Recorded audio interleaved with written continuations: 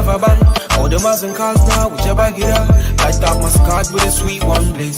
Someone flips me a bag it up. So, it's another one. It's another one, yeah. Except for strong, yeah. Oh, it's another one. It's another one, yeah.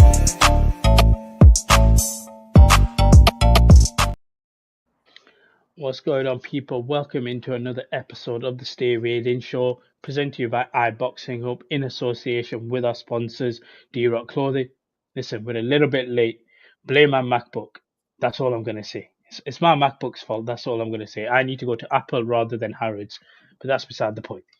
Ray, how are we, man? I'm hot. I ain't got no trim. I'm putting my t-shirt half on because of that, but we're here, man. What are you saying? I'm good. Like I was saying to you, if I come to London in 2 weeks' time, I'm going to get a trim before and then a line-up before the fight, because I need to be fresh for the fight. You are mad, but whatever floats your boat, my guy. Do you know what? I am a bit crazy.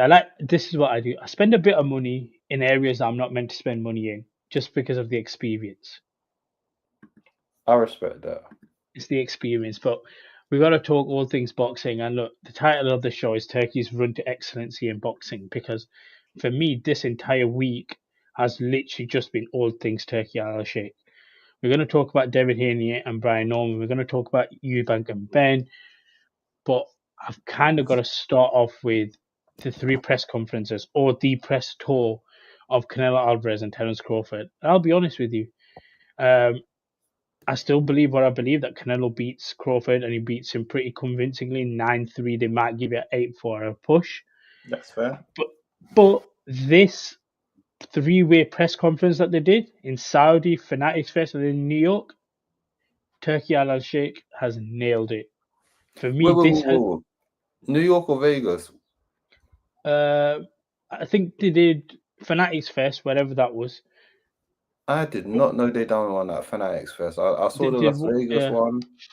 Oh, sorry, it might have been in Vegas, the last one, whatever the last one was. Yeah, the last one I think was Vegas. Yeah. And then I think New York was Fanatics Fest. I need to do my Googles on that. I did not know that at all. That was the one where they brought out my boy Max Kellerman, and he's back.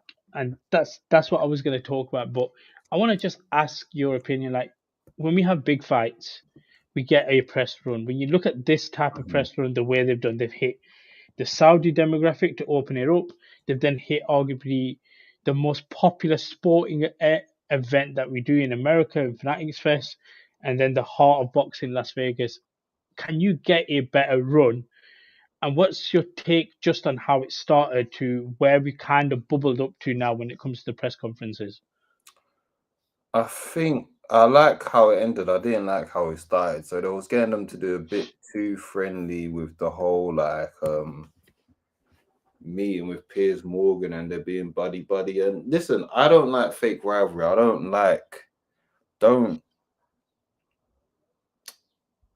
don't chat rubbish to a man just to do it. Like, you know, when you can tell someone's just lying in their raps, and I'm not trying to see that. But I also didn't like the whole pally, and they were doing this fake.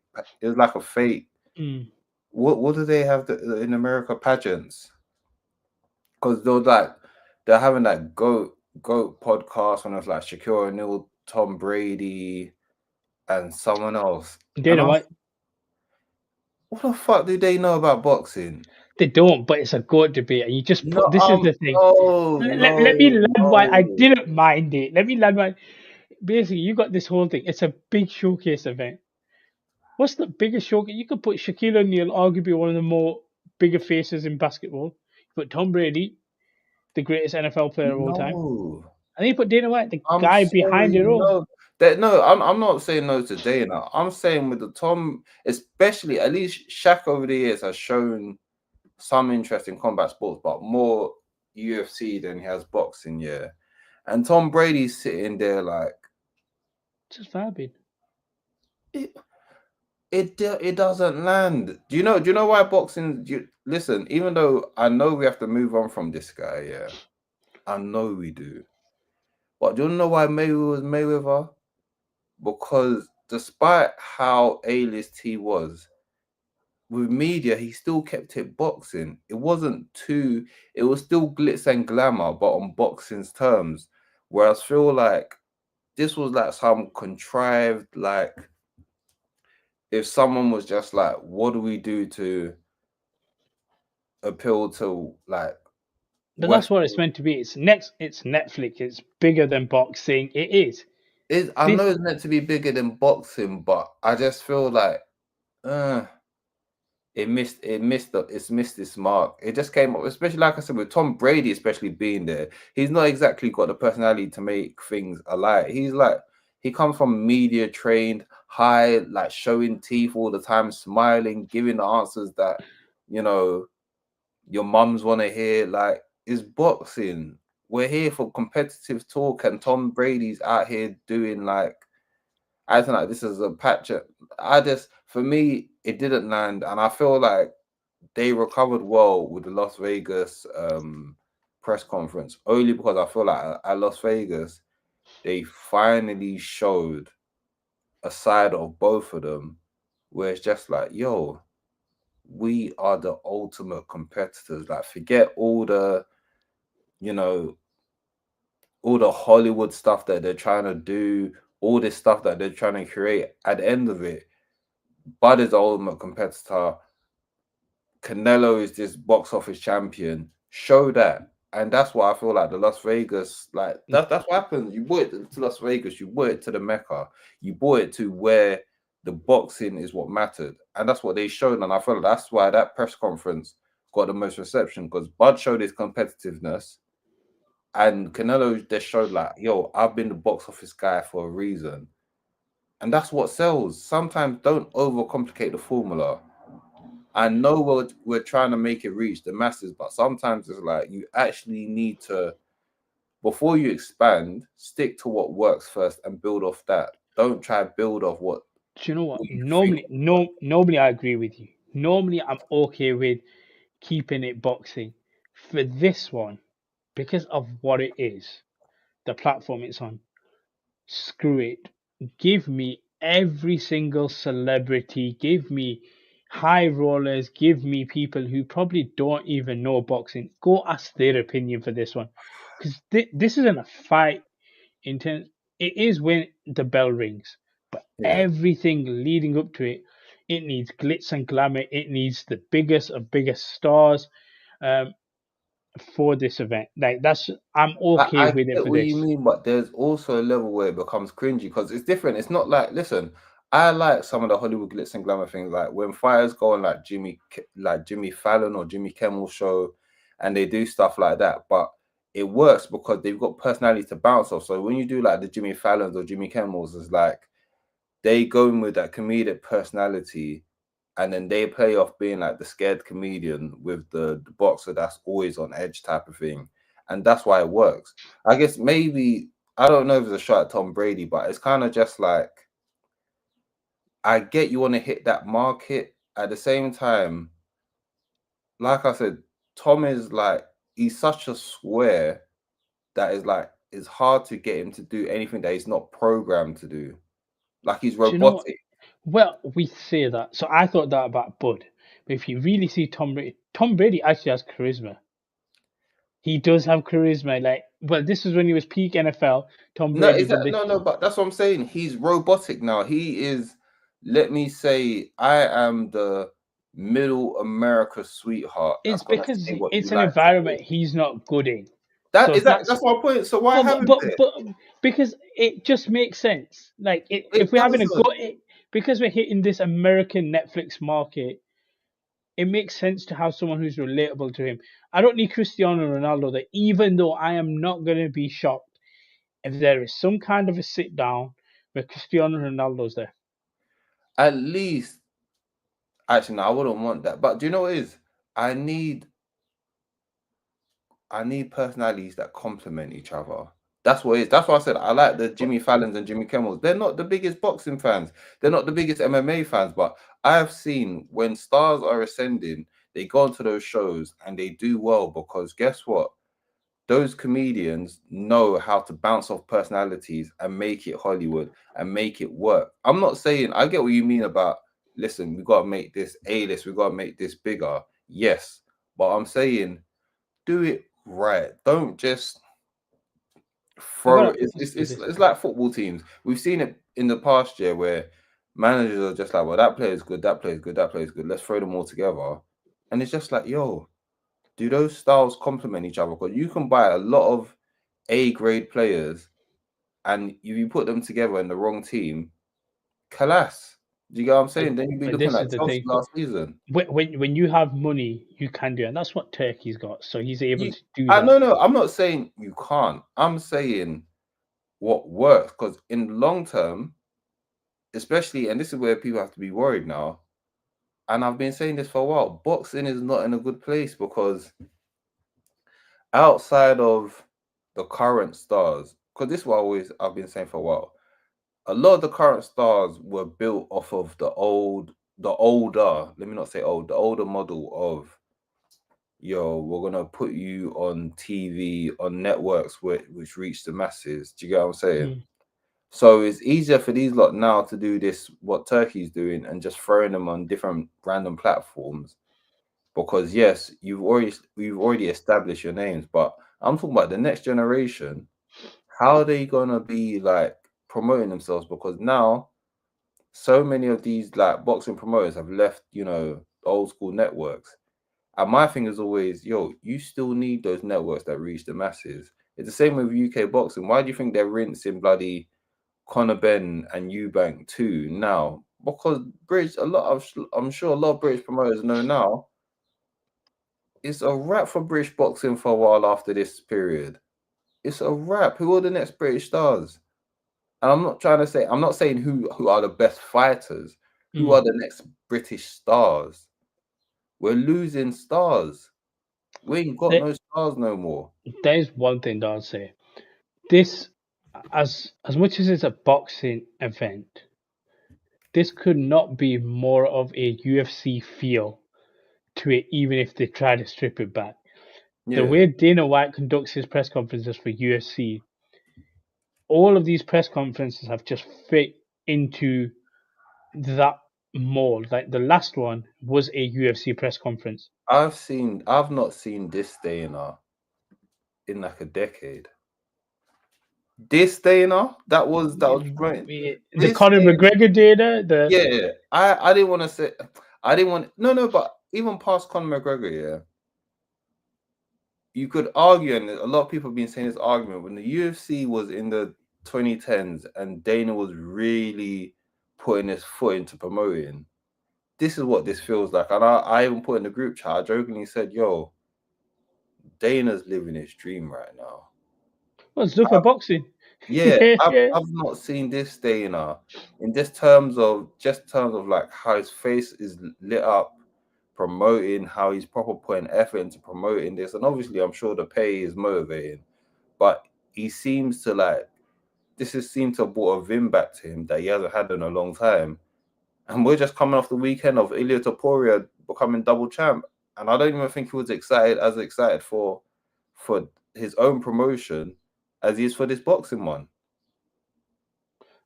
See, for me, like the way this has been pushed across UFC channels, I get it's TKO, UFC channels, WWE channels, Netflix, DAZN, Ring. It just feels like all these guys have put. Yeah, we've got all these other events, but guess what? We just really just care about this one on September. One thing I will give credit for, and it's funny because Turkey puts out a tweet. I put it on my Instagram story. I'm like, if this guy makes this happen, I'm genuinely gonna love this man. Like I will tell you this, I love, and he made it happen. He brought Max Kellerman back. We haven't seen this guy since Stephen A said, right, get off, and he made. I like Shannon Sharp, but Max Kellerman made for me what First Take was at its peak when Skip left. Forget First Take. Old school HBO. Oh yeah. No, we get into the boxing. I'm just talking about what that was for like certain fans who may have just watched sports debating. But yeah, he brought him back, and it just took for me what the fight was, and it just made it that much better. because it's like, oh, we have a voice, like a proper voice. You know what was funny? The way he stuck it on Crawford, and he was like, yeah, look, Madrigal made you struggle. And he was like, yeah, I didn't struggle. You didn't finish him. You did struggle in that fight. It's good, bud. Like, you can struggle in a fight. I still think you're pound for pound number one, but you struggle against Madrigal moving up. So how do you think you're going to fare moving up to 168? And Bud was like, oh, what do you mean I struggle? Like, I'm taken aback by this. And I was like, that's Max Kellerman. He lays it on fighters. What do you make of him coming back and I what love that it. does for this fight? But also him then being paired with, I think, John Annick's on the broadcasting team, so they'll be calling it together. It's like that perfect hybrid of two guys who know combat sports perfectly well, and that gives it a real luxury feel and a high elevated feel for this particular event. They still need one man to close off the 3-man weave, Mm. but Kellerman is old school. If you watch like even old school HBO face-offs, Kellerman was in the middle of some classic ones. Miguel Cotto, Floyd Mayweather. Do you get what I'm saying? Pacquiao, Cotto, Pacquiao, Margarito. Like that last stretch of HBO boxing before Showtime took over. Magical. That's how I became. This is what I mean about when I was saying earlier on about promoting and networks reaching the masses. I remember I was at uni. This is probably what 2010, 2011 times. I'm seeing this pale guy, this pale ginger guy beating people up. He's probably what 154 these times, maybe 147 on a Golden Boy card. You know, I think Shane Mosley was fighting, and I saw Canelo on the undercards. I'm like, yo, this Irish guy is fucking him up. Pardon my language. And then I hear him speaking Spanish. I'm like, and then my boy's just like, no, that's Canelo. I said, yo, this guy's the truth. And it was just the HBO, like if you got the HBO stamp back in the day, yeah, you were certified. There was something about fighting on HBO that just made people look at you like you're different. Like now it's like, oh, if you get onto a certain promotion, people are looking at you like, oh right, you made it to this promotion. Back then it was just like, yo, if you're fighting on HBO, that's the big time. And I feel like Max Kellerman hopefully will bring that back, and hopefully all the face-offs and everything. Listen, I love all the guys that do it at the Zone. Shout out them. I hear all of that. For this fight, it might have to be Kellerman to do the face-off. I'm so sorry. No, I need Kellerman to restore the feeling and do the face-off. I'm thinking now that was the missing ingredient. That has been the missing ingredient, and they needed it for this one. But just quickly, like just breaking down a little bit of the press conferences. Wait, side note, if Turki's real one, he brings back 24/7 one more time. They'll have to, do they need a license to call it that? He's got the money for it. I mean, listen, if you can run it, you can run it. But he'll have his. No problem. No problem. But no, you're right. You know, he's dipping into the historic bag. Like I said, need 24. Listen, you brought back the Ring magazine in a big way. I need you to get the license in for 24/7 one more time. And I need the old school classic voice that I was doing 24/7 as well. I need the old school thing. Listen, I need. We are such nostalgia merchants. It's crazy. No, there's nostalgia and then there's vintage. Yeah. There's legend. That's what we need. Because this is going to be one of the last fights of the Mohicans. Because I told you, after this year, after this generation, it's going to be rough for boxing. Do you know what it is? I was telling my brother, I go, you don't understand. Like this having someone like Max do this, it elevates it. And he was like, no, it's Dana. I go, no, you can strip it. I promise you strip Dana White and you just put you just put that guy's face on that podium. It's different. So I had to explain to him, but adding 24/7, then I'm gonna have to sit and give these guys a lecture. This is before I was really into boxing. I didn't care about boxing like that. But you cared about that YouTube series. I cared about, yes, exactly. I cared about 24/7. I tuned in for 24/7. From the classic Mayweather vs. De La Hoya, which was on my birthday, I still remember that 07, to Hatton versus Mayweather, which for me that made Mayweather the big crossover star for me. It was that Hatton match. Can you imagine now the fact that Mayweather was in Manchester? Bro, that concept is crazy. He was just listen.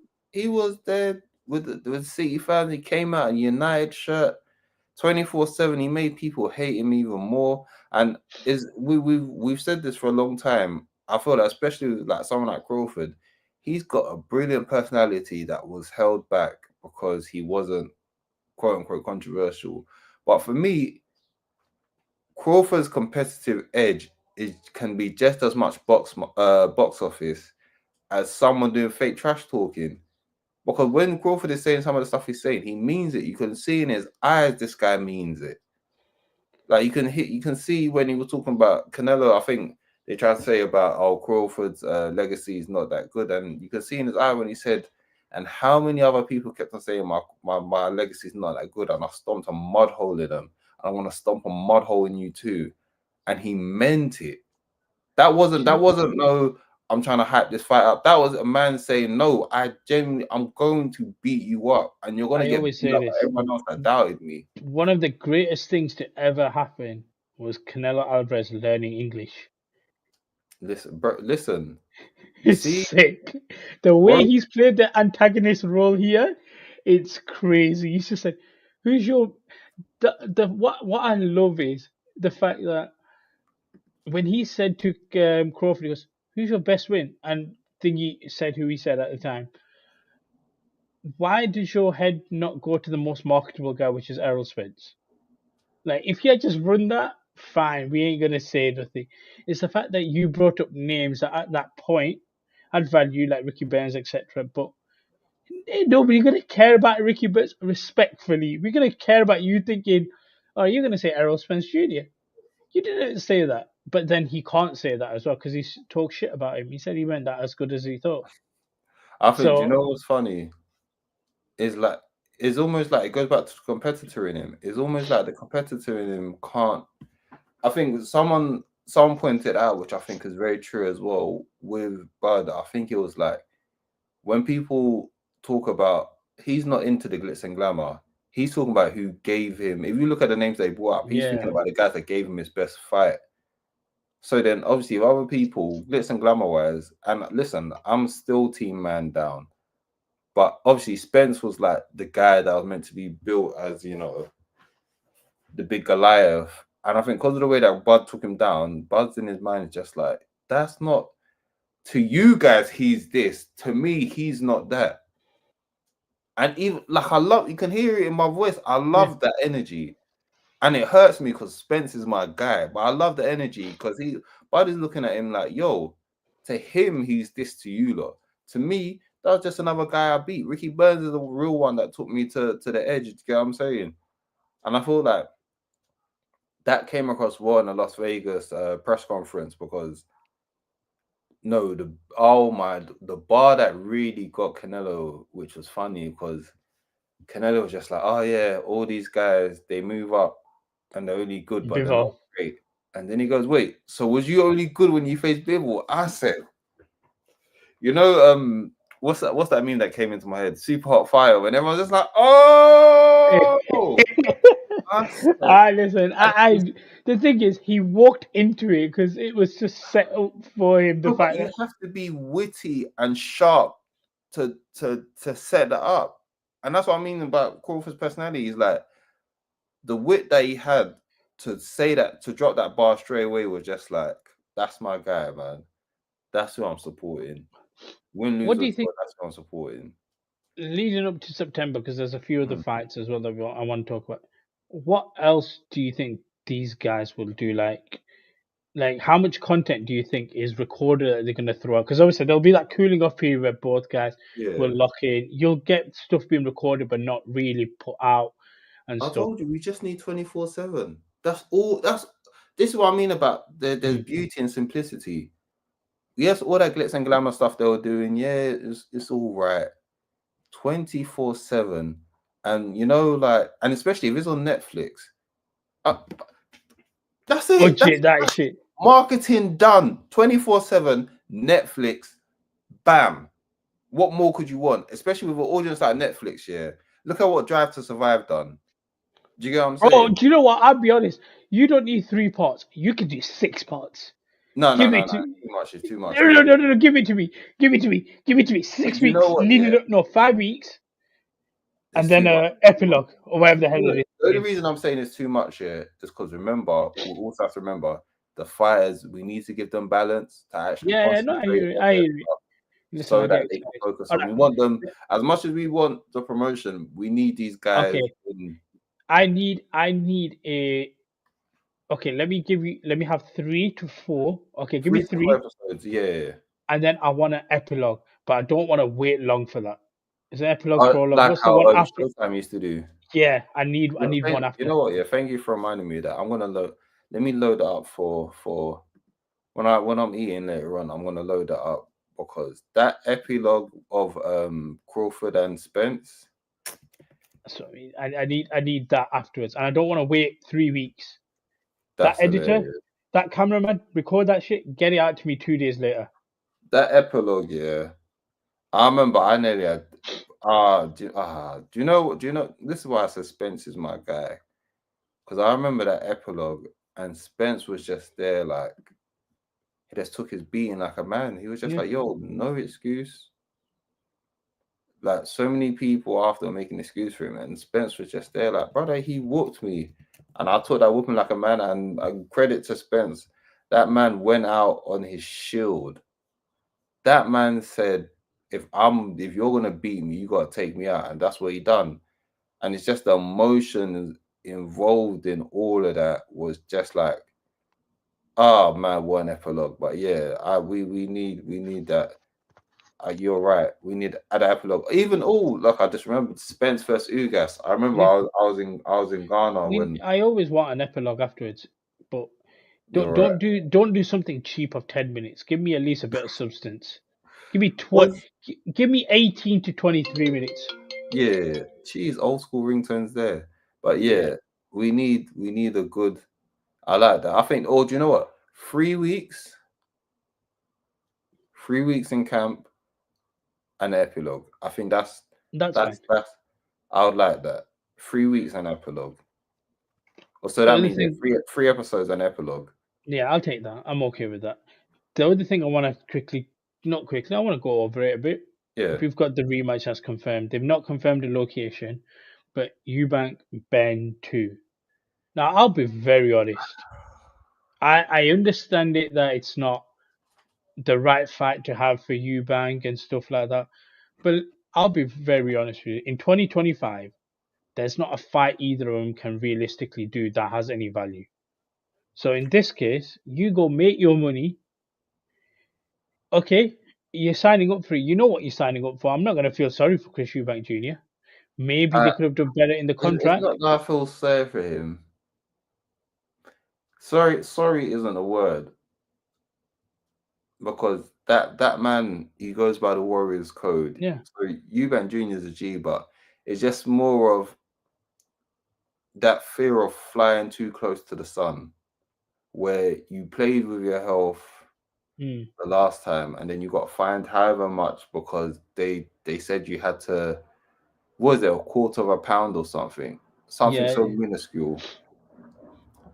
And I think is the long-term health implications is what a lot of people are watching that thinking, listen, you caught magic the first time, but this second time it's like you can't keep on playing with fate like that, especially the fact that if you watch that match, the way that Eubank was fighting, you can tell that's from a weight drain because I'm not trying to be funny. Skill wise, Eubank is better than what he showed.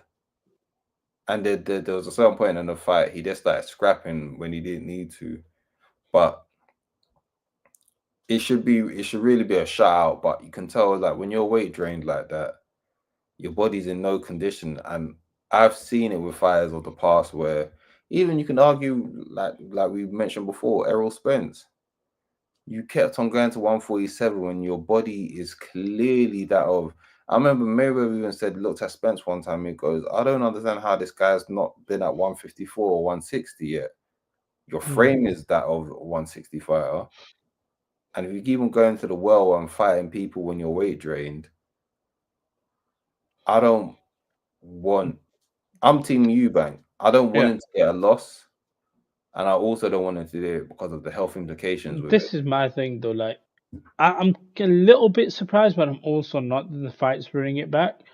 But I also look at 2025 for both guys. I'm like, there's not really a fight that's available for Eubank at 168 of value, because I think a lot of people just expect him to eventually in 26 fight Canelo.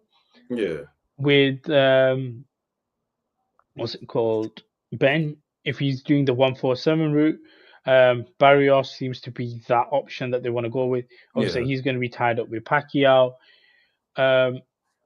So financially, it 100% makes sense. And then if you look at it, like I think it's just pure entertainment. Like, I don't care. know. I'm gonna. The lightning in the bottle a second time. I think you can with this one. It's the same way to an extent with Bivol Better Behave. It weren't. It was still very good. Stop. No. Let me land on it. From a technical, for what that fight was meant to be. Shaky flight. No. What that fight was meant to be for fight 1 versus fight 2, there was a lot of appreciation for both. What fight 1 was, what fight 2 can be, is still going to be there, and it probably still delivers. That was a very shaky flight. It didn't land properly. It was still a shaky flight, but it landed. As in, what we need that fight to be, it will deliver that side of things. No, but the difference is that Better Beef and Bivol were two of the best of their generation, arguably two of the best of all time in their division, and they'll find out the best of their capabilities. I think that's what the difference is. So I get what you mean about, like, the first fight was amazing, the second fight also, like, was amazing, but there wasn't the caveat of one's going to be weight drained, the other's going to be moving up, and the skill, the depth in skill isn't the greatest. And I get it because their names are still their names, their dad's names are still their names, but the spectacle of like you can't catch, like, the fact that when Senior when Senior pulled up to the arena, there is nothing you can, or the stadium. Sorry. Okay, them little moments you can't, but I think just inject that into my veins. Just Are you the concept crazy? of the rematch, and when we get to fight night, and it will work. It will 100% work. So in terms of certain parts, yes, you can't, because it's just the first time. So there will always be that. The first time is always going to be the best time because of what it represents. Will the entrances be as great? Probably not. And it can't live up to the first one, because the first one had so many different parts in that you never expected. But I still think it's going to be a big enough spectacle that whether do it no part of me gets it, because I also think, like I alluded to earlier on, I just think it's the UK promoters cashing out on the UK whilst the money's still there, because that next gen of UK fighters we ain't gonna see. I don't think we'll see Wembley fights in a while. The only one that I look at is Dubois right now. And I think Dubois, it all depends on who the dance partner is. And what it's for. Yeah, no, I can go with that. I don't think Dubois is gonna be. Who's his dance partner gonna be? Even if he wins against Usyk, who's his dance partner gonna be? There's no way he's doing, or he won't do sold out stadium shows. Yeah, you know. But they will open enough of an, because that, let's be honest, who really sells out? You open up a certain amount and then because that was opened, that's a sellout, because you've opened up, I don't know, let's say 60,000. 60,000 is a sellout for that particular box. That was your ticket allocation. You opened that aspect of the venue. So in theory, you sold out because you sold out ticket allocations, but you don't sell out the venue. No, but I'm not even saying about that. Listen, all the vanity metrics, you can do all of that. You can't trick me. Yeah, I'm specifically talking about in terms of genuine big boxing feels, it's just it's like do you know what? I just sound like I'm No, just I get it. I get what you mean, but I'm kind of on that boat of let's just wait. We might need to wait because we're at a point where I think there's a lot of glamour in boxing. Because what I'm gonna take the Hamza Shiraz Edgar Berlanga fight, right? They've made it into New York City, and don't I'll be do honest, that. I don't mind the build up of it as well. Don't And do that. my That is point being is, nasty. if it's got the right backing, anything can get glamorized. But no, but here's the thing. There's glamorizing, and then there's like genuine, like this is what I mean about vanity metrics. Yeah, Everyone can do the whole, like Balanga, like we're watching it, but let's be honest, we're looking at it, it's a bit of a clown show. All that Balanga's doing is a bit of a clown show. We don't really believe it. We're looking at it laughing. We're not taking him serious. It's a bit funny, but it's like it's entertainment among boxing fans. It's not entertainment against the general audience. Like like I always say, there's difference between when there's certain fights happening and then certain family members or friends ask me, "Yo, when's this fight happening?" Ain't no one of my friends come up to me saying, "Yo, when's the bar fight?" You even had to tell me that's in 2 weeks. I just didn't. I get that. I'm kind of into boxing, and I still didn't know when the bar was fighting. I No, get no that. one. The No, same no, with I get but that's where Ben and Eubank filled that void. no, because yes and no. I get what you mean by they'll fill that void, but I think for me, it's like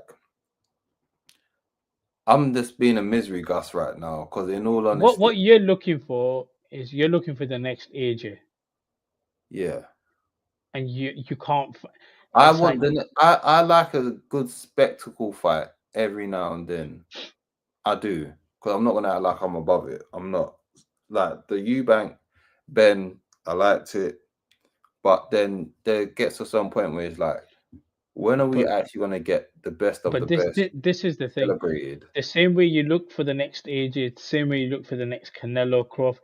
Just got to remember, it's like football. You won't find the next Messi. You won't find the next Ronaldo, but you'll find somebody who can cover that specific generation of players, and that's where that sport is.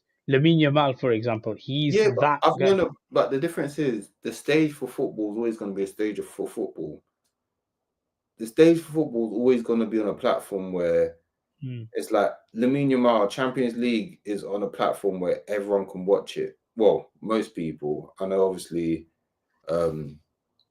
Actually, no. I think TNT Sports stream it on YouTube, isn't it, for the final at least? They did. Now, basically, I think you just gotta sign up now for free. Yeah, but in But terms of it's the network, but the network is a yeah, widely available network. Do you get what I'm saying? So yes, the next star can shine, but it's like Moses Atama, who's been lauded as this next heavyweight sensation, and he's good. Personally, he still needs to catch up, but he's good. But it's like putting him against pay-per-view against Dillian White's not helping him, because that's the type of fight where back in the day that would have been on ITV. yeah. I don't agree with that one. I don't agree with that Yeah, one. I think that's but that. that's what I mean in terms of I don't want. There's Mm. not going to be a next AJ per se, but I just want to know who's going to be next in line to pick up the torch again. And if there's not certain things in place for that to happen, it's long. Do you know one guy who? Look, I'll be honest. I've never sat here. I've said from time to time he puts me to sleep because I know where he goes. But Devin Haney again looks like he's stepping up, fighting in Riyadh in November against Brian Norman Jr. And look, credit to him, credit to Bill Haney. There's one guy who will be like, "Yo, I'm up, I'm next. I will fight whoever you want." Um, I haven't. I do believe Devin wins that fight. I Uh, hope so. Funny enough, I also think that's not going to be the main event. On that card, I think we get the final fight between Bivol and Beterbiev. I think that's probably going to be the main event, and that will Yeah. sit just underneath it. But I just want to get your words on Devin, like, and also just in general, this fight. Like, again, it's not going to be a fight that appeals to a lot of people, I don't think. But for me, it just shows a credit to a fighter who is basically there and he's like, I'm next up. I'll fight anybody, and I legit mean it. So yeah, just a few words on just Devin Haney, I guess you could say, just being next man up constantly. I said this in the group, and I was saying it for a while. There's no like all that 4 Kings that they tried to resurrect. It was a sham. It was marketing. Ain't no 4 Kings. Devin Haney is the only one out of all of them that's really going for it to be great. You can say Shakur as well, even though I think Shakur's in a weird position where he's like, he's been held back because of Gervonta Davis. With Devin Haney, his style of fighting is not the most entertaining, but for whatever reason, there's people think that he's beatable, so they'll take that fight, and then during the fight, he proves to be more of a task, and then they lose. Where Shakur Stevenson's in a situation where he had his own mandatories running away from him. Shakur's in a situation where it's like you can tell he wants to be great, but it's like the real competition keeps running away from him. And then obviously he's in a situation where he wants to face Tank. Tank's saying that I'm on my final fights, I'm done with this boxing thing. And I genuinely believe him. Yeah. I genuinely believe with Tank is kind of just like the money's running dry now in boxing. So he's trying to bounce. And then we don't even need to speak about the guy that was meant to be the 4th guy. That was pure marketing. But anywho, back to Devin Haney. He became undisputed at lightweight. He got a belt at 140. And I think for me, it's like he learned from the sins of Errol Spence. It's like, listen to your body. When it's time to move up, move up. He stayed at 140, got the belt. Then he started to realize, I'm still growing. 147 is calling me. So hopefully he fills out more. Brian Norman, who ducked Boots, is now saying, I don't know how much he's going to get for this fight. It'll be so ironic if he gets the same that he was, like, supposed to against Boots. But I'm here for this fight. Brian Norman's obviously just come off an impressive knockout in Japan. So if he's finally going to get paid, then kudos to him. But I'm backing Devin Haney, and kudos to him, because with a lot of fighters that just, walk the walk. Sorry, that talk the talk. He walks the walk, and he takes up big challenges. When people are avoiding Loma, he ran to it. When that prick Tio was chatting rubbish, Devin Haney was always there, pointing his finger in his chest, saying, I'll take that fight, and he ducked him. And Tio was just like, do you know what? All that talk that Tio was talking about, oh yeah, I'm gonna go up to 147, I'm gonna do this, I'm gonna do that. Devin Haney's just like, forget the talk. I'm gonna just go up to 147. Like, no antics. I'm just gonna fight. And that's one thing you cannot take away from Devin Haney. He goes and fights for the belts. Just a few quick comments coming in. We got Eric, who's literally going to be on in the next half an hour or so with the guys from the IBH North Squad. In for the boys up north. Technically, I'm up north. I'm just going to put that out there again. I just float everywhere. Of course. But he's saying Devin beats Norman as well, and the fact that they're probably going to get more money because Turkey doesn't want to risk turning it down. I'll be honest, I don't know if they get as much money. I think it's just the association of being with Turkey. That's like, oh, okay. If I'm with him, if I display something, guess what? I've got another check coming my way. I just want to say one quick thing, and it's interesting. You said about Shakur Stevenson and stuff. Gervonta Davis meant to fight Lamont Roach. I ain't seen no confirmation. I've not seen no promotion. I've not seen nothing. I'm telling you right now, the same way I remember we were on our cough cakes and I said, you will not get John Jones, Tom Aspinall.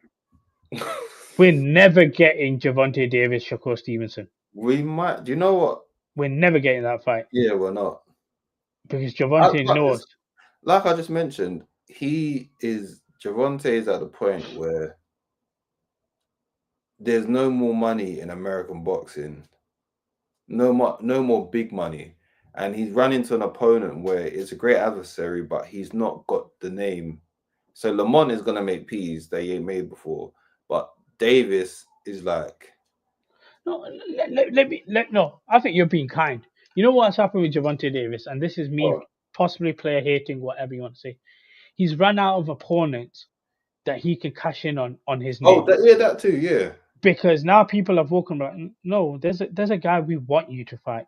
You can get away with so long of it's Gervonta Davis on, but now we know there is a genuine guy we want you to fight. It's the same way.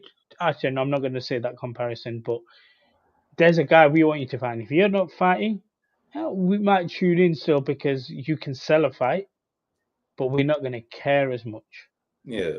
And that's what it is. And he's realized that, oh, wait, I may need to do this, but guess what? I can't beat this man. This man's skill set's too good for me. I think there's fear in there.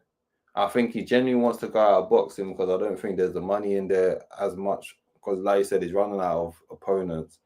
And then, thirdly, I also get from the idea of they're looking at Shakur, where on Shakur's side, he's had a bumpy road because he was avoided. Let's be real. Shakur was avoided by a lot of guys. Like I mentioned, like Cepeda, his mandatory now, was meant to be his mandatory. Literally, he's been his mandatory for years.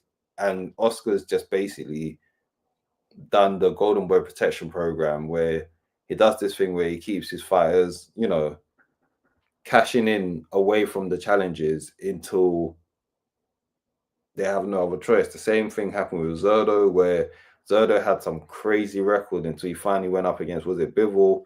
Got banged by Bivol. The same way he, started amassing a lot of wins away from Opataya. And I think now he's at the point where it's just like, you have to unify now. Like, you can't keep on fighting nobodies. And this is the thing. Shakur has the same way we talk about fighters in terms of their frame. Shakur's not a small 135. You line him up, he's about the same height as Terence Crawford. He's younger, so he's going to grow, and he'll get to a point where he can't make 135. Guess who will then come cashing in on him? We're like, we can make a 135-pound fight if you want to do it and just kill the man for getting down when everyone knows he should be 140. Maybe. So I would not be shocked at that. That's the only way the fight happens.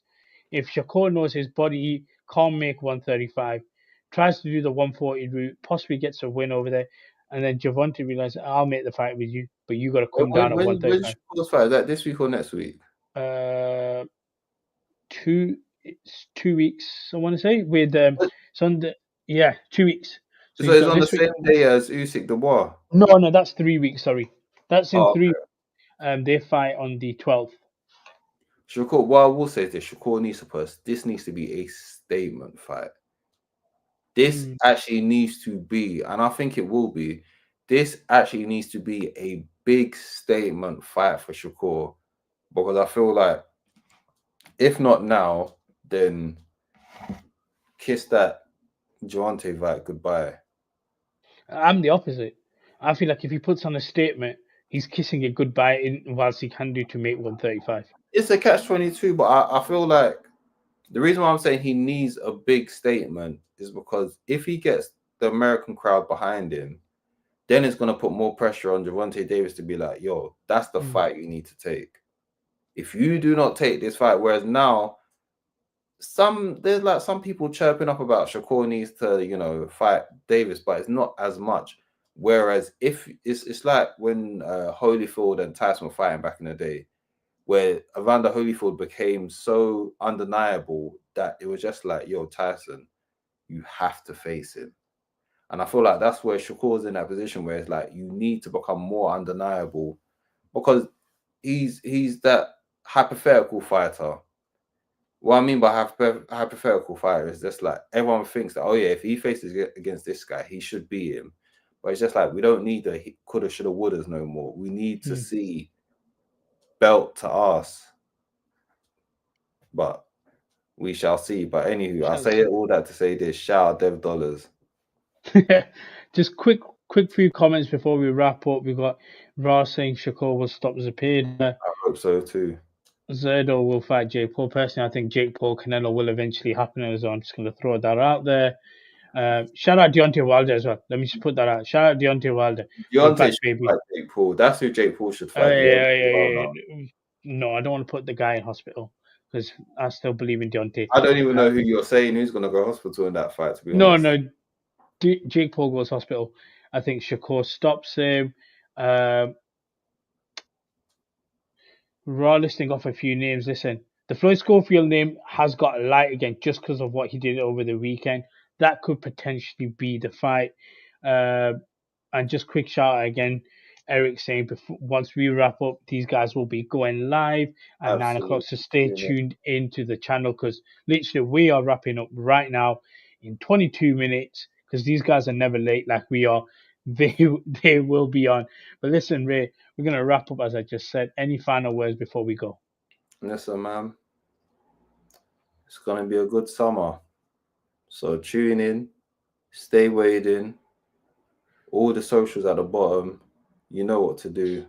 Like, subscribe, comment, tell a friend to tell a friend, send in a WhatsApp group chat. And yeah, stay weighed in and the boys up north up next. Listen, I'm just going to leave it at that. Enjoy the Tuesday doubleheader. Peace. It's another bang. All the Muslim cars now, whichever get up. I start my card with a sweet one place. Someone flips me a bag it up. So, it's another one, yeah. It's a full strand, yeah. Oh, it's another one, yeah.